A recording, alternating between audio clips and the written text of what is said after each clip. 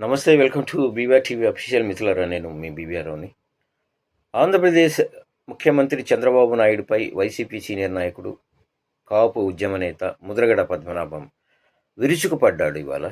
ఏంటంటే, చంద్రబాబును అబద్ధాల చక్రవర్తి అని విమర్శించారు. తమరి రాజకీయ జీవితంలో ఎప్పుడైనా నిజం మాట్లాడారా అని ప్రశ్నించారు ఆయన. హామీలు అమలు చేయకుండా డైవర్షన్ పాలిటిక్స్ చేస్తున్నారని మండిపడ్డాడు. ఈ మేరకు ఆయన ఒక ప్రకటన కూడా విడుదల చేశారు. అధికార దాహం తీర్చుకోవడం కోసం సూపర్ 6 హామీలు ఇచ్చి అధికారంలోకి వచ్చి వాటిని అమలు చేయలేక చేతులు ఎత్తివేయడం మీలాంటి సీనియర్ రాజకీయ నాయకులకు తగునా అని ఆ లేఖలో చంద్రబాబును ముద్రగడ ప్రశ్నించడం జరిగింది.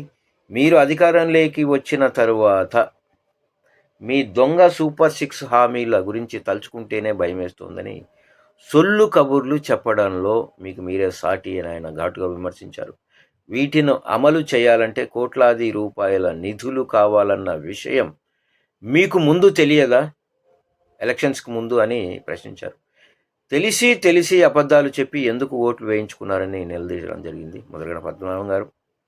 ప్రజలకు సూపర్ 6 హామీలు గుర్తుకు రాకుండా ఉండాలని రకరకాలుగా ప్రయత్నాలు. ఇప్పుడు తిరుపతి ప్రసాదం, రెడ్ బుక్ రాజ్యాంగం, సోషల్ మీడియా యాక్టివిస్టులను అరెస్టు చేయడం వంటి వివాదాలను తెరపైకి తీసుకువస్తున్నారని ముద్రగడ్డ పద్మనాభం అన్నారు.